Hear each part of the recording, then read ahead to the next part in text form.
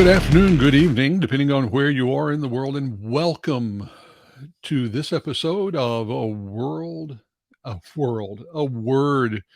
on cybersecurity. It's what I get for not having a guest. You're given me and me alone today, which you can take as you like.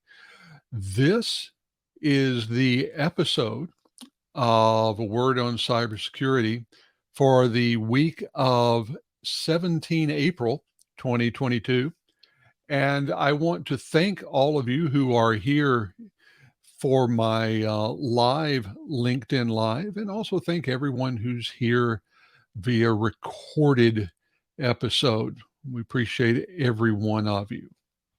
Now, this has been an interesting week in cybersecurity, largely because there hasn't been a single huge incident. What sort of things have we had? Well, once again, it seems that Russia tried to take down Ukraine's critical infrastructure. That's becoming a regular occurrence.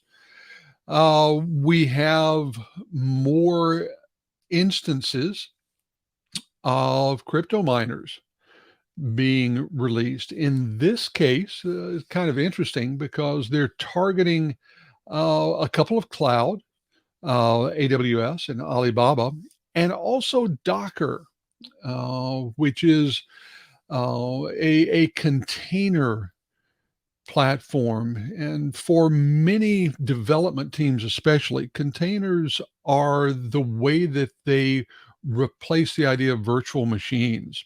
Containers are really nifty because they wrap up an entire operating environment for an application in a nice package. That makes them very repeatable for developers who need to run an application in testing mode, tear it down, bring it back again.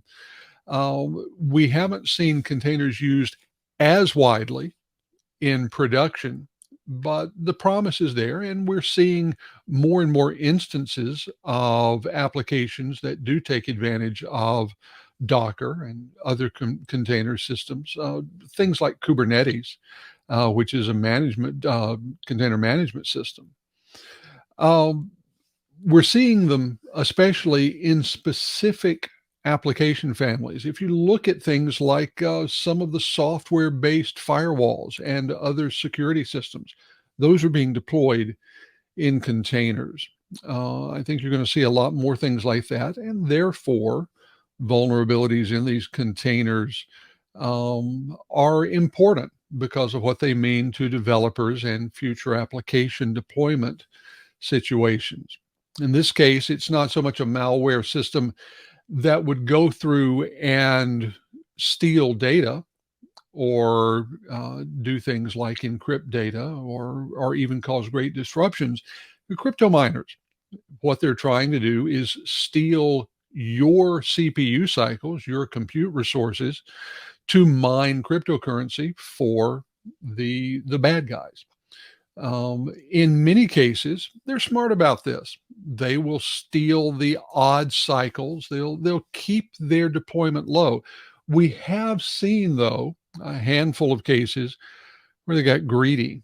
One of my favorites was one where they were deploying on mobile devices, and they were actually hitting the CPU hard enough that it caused the mobile devices to essentially malfunction and, if you will, melt down. Because, as we know, using the CPU heavily causes heat buildup, both from the CPU activity and from the battery draw. Most of the crypto miners who go in and do this, it's called crypto jacking when they do this illicitly.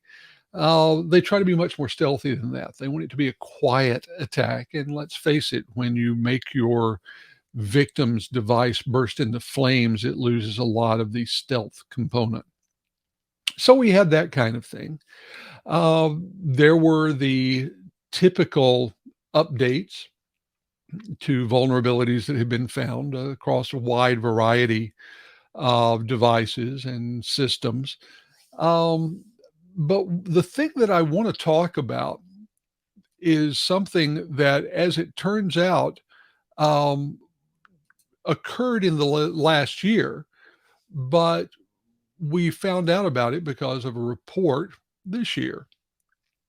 And that is that criminal actors, threat actors, in 2021 were burning through zero-day exploits at a rapid pace. What kind of rapid pace? Well, there was a little bit better than one a week reported, and that's roughly double the frequency at which they were being used in 2020. Now, why is this important? Let's think about what a zero day is. A zero day is something that has not been seen, and this is important. It was unknown to the vendor on whose system or software or hardware the vulnerability existed. The first time they found out about it was when it was being used. That means that they had 0 days to prepare for it. It was a 0 day. Now, 0 day exploits are highly valuable to threat actors. By definition, there is not a specific patch for them yet. There's not a specific um, set of remediation efforts that can be taken. There's not something to use as a signature for security hardware. They are the purest sort of attack, and they are very likely to be effective for the time before the patches and remediations and fixes become available. For this reason, they're extremely valuable.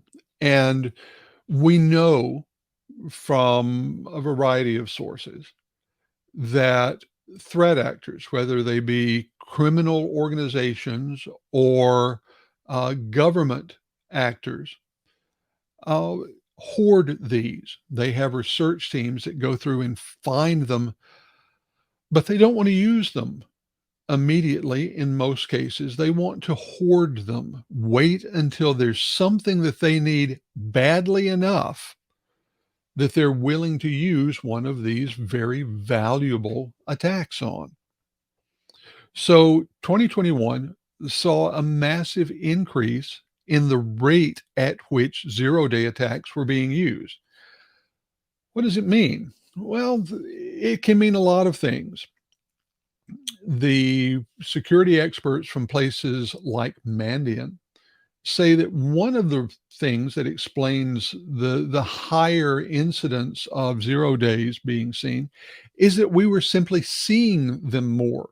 It's not, in their case, an idea that there were far more of these being used. It's just we're getting better and better at seeing them when they are used. I think it could also be said that in many ways, our defenses are improving. Now, we would like to think that this is always the case. History says it's not, but I think that it was the case. And here I'm going to give a little bit of credit to something that's not generally seen as a cybersecurity positive, and that is the great disbursement of workers to at-home offices. Why do I say that this was a positive? It was, I think, potentially positive in that it made both corporate executives and cybersecurity professionals pay more attention.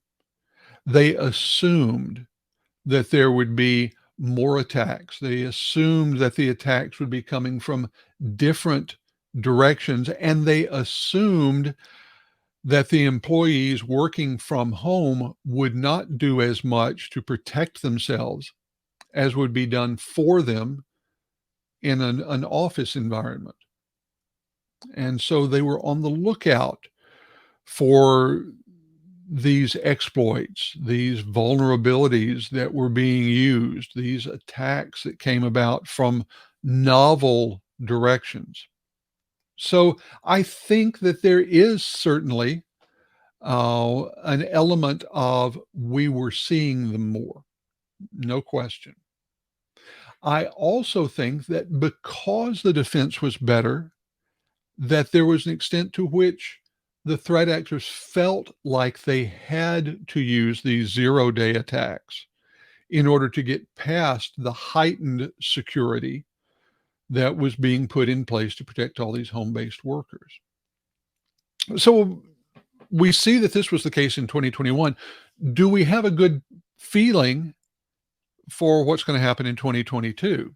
Well, so far, the pace of 0 days has not quite been a 1 a week, but, it's remained relatively high. So I think that if it doesn't touch 2021's rate, it's gonna be still higher than 2020's, so somewhere in the middle. But the big question, the great question is now that employees are going back to the office, now that they're going back, at least on a hybrid basis, to working within the walls of an office, will our sense of security go back to what it was before the pandemic? Put another way, will the comfort of the office walls allow people to let down their guard? Will it make some of our cybersecurity professionals and the executives who pay their salaries a little bit more complacent? Now, I certainly hope that this is not the case. And there are a lot of reasons for that. One of them is that the heightened vigilance just seems to work better. And no surprise there. That's a generally accepted sort of mom and apple pie statement.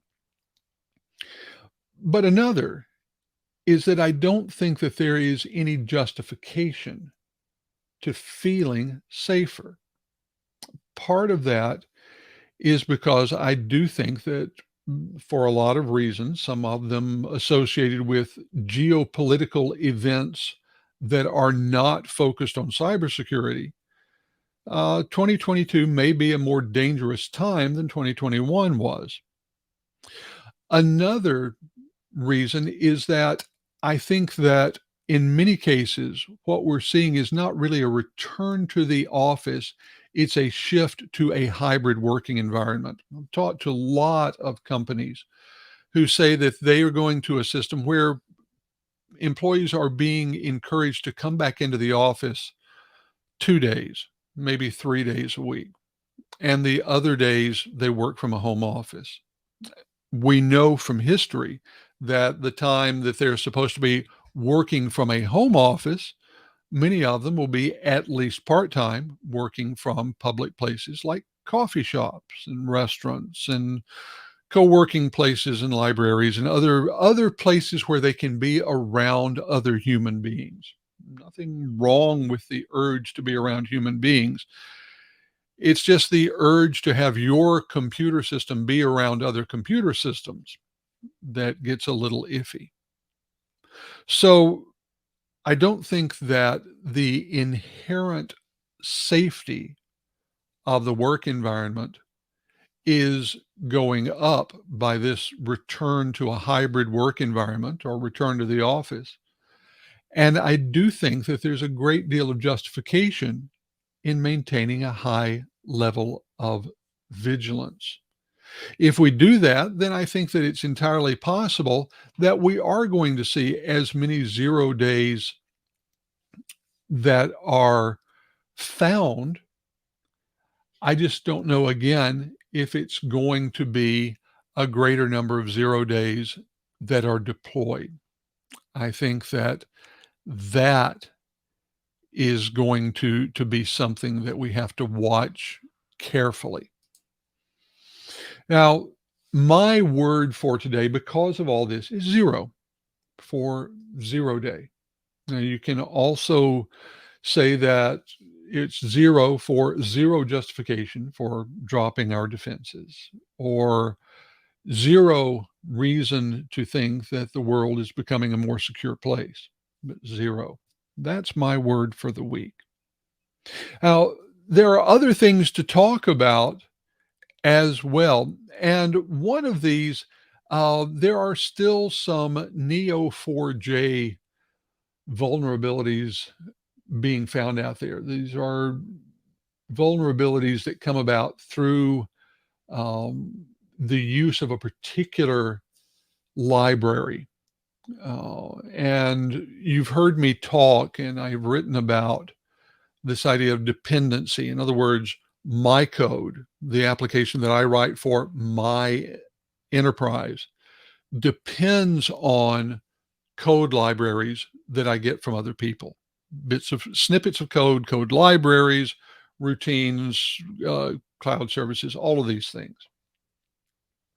These are called third-party dependencies.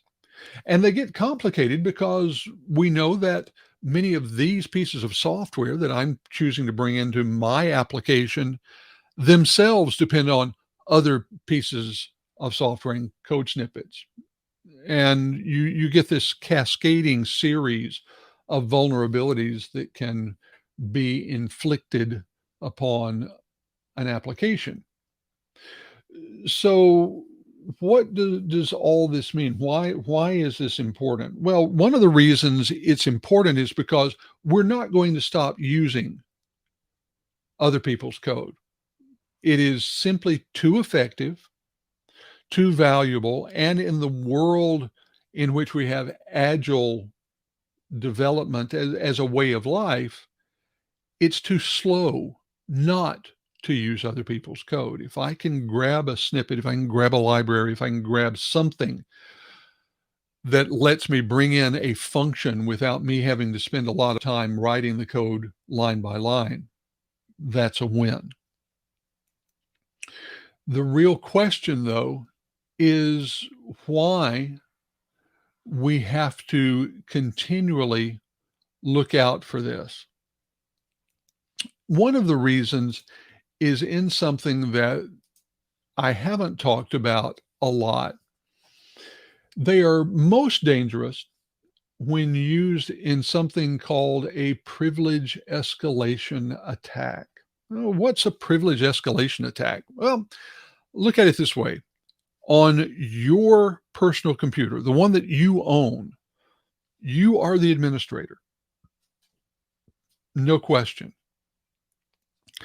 But if you have your default login be the administrator, then that means that if a piece of malware targets your personal computer while you're logged in and using it, as you would be on your personal computer, then the code that they run has the same privilege that you do, system administrator, which means it can do basically whatever it wants to. What's the way around this? Well, the way that is recommended is that you, even on your personal computer, have a user account that is not the administrator. Because think about it, when do you need to be an administrator? It's when you are adding an application, when you are changing a major system setting, something like that. The sort of thing you don't tend to do every day. So you have a user account that involves what's called least privilege. In other words, let me have as little privilege as I need to have to run the applications that I use every day.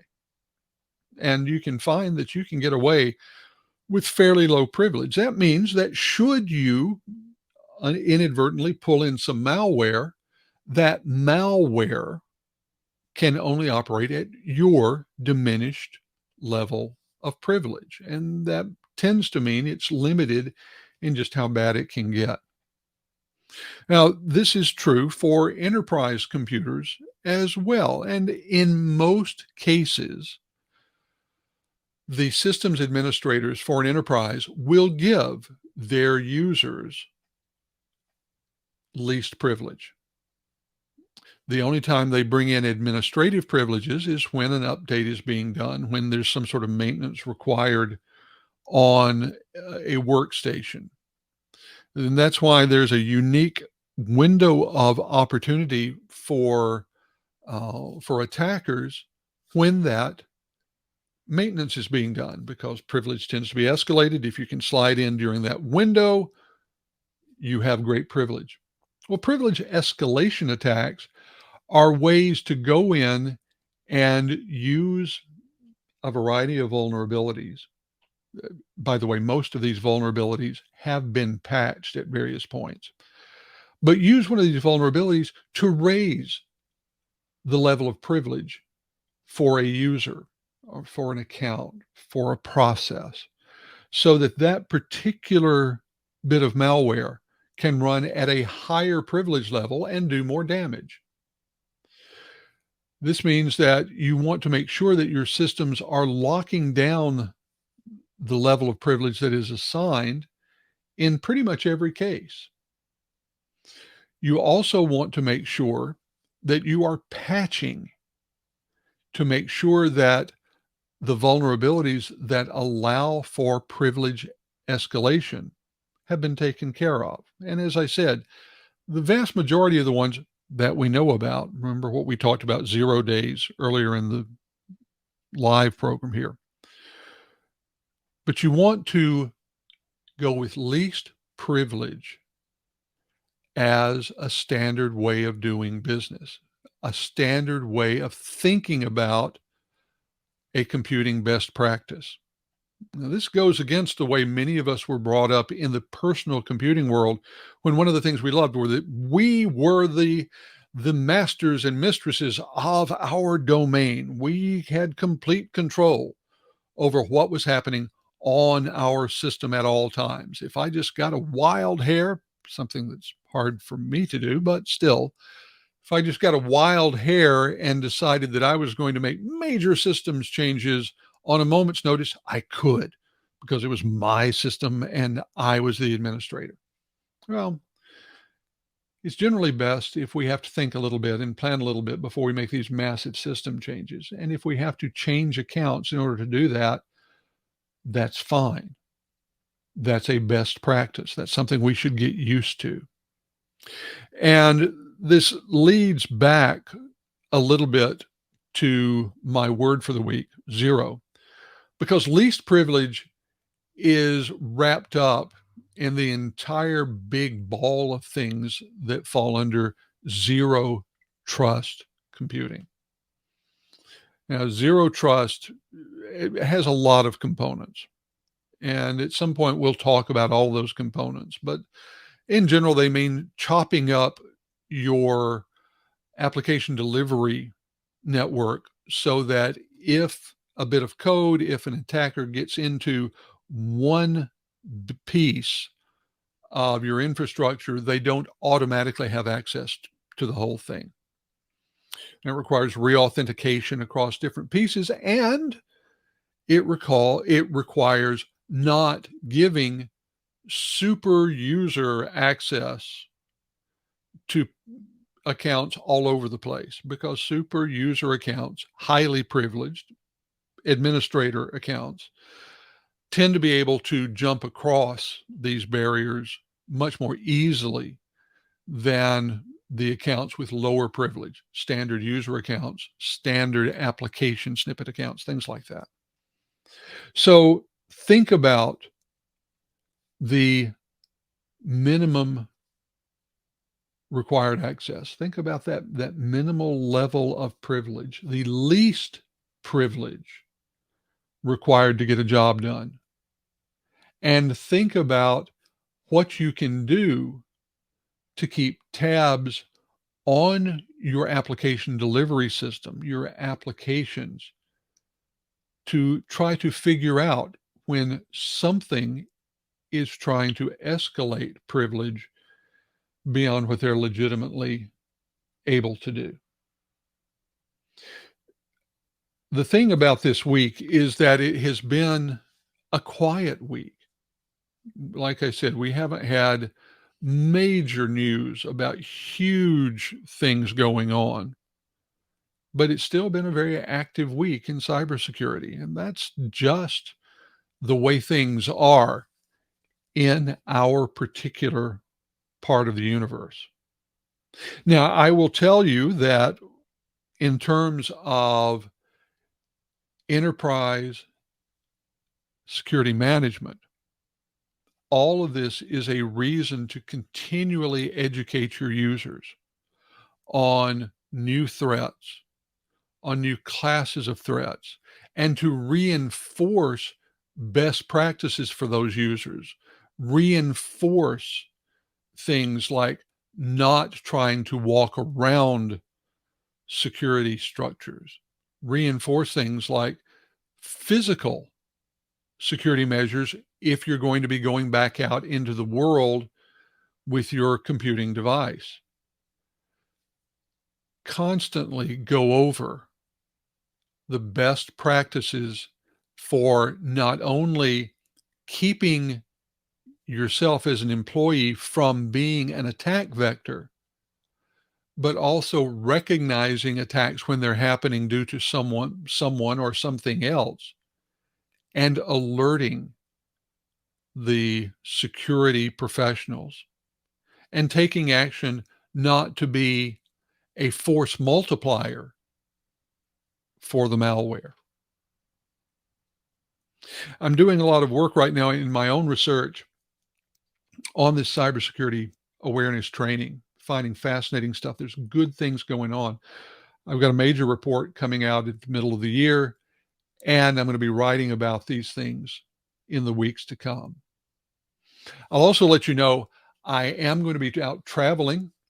I'm going to be going to Splunk's conference in Las Vegas and to RSA in San Francisco, both of those in June.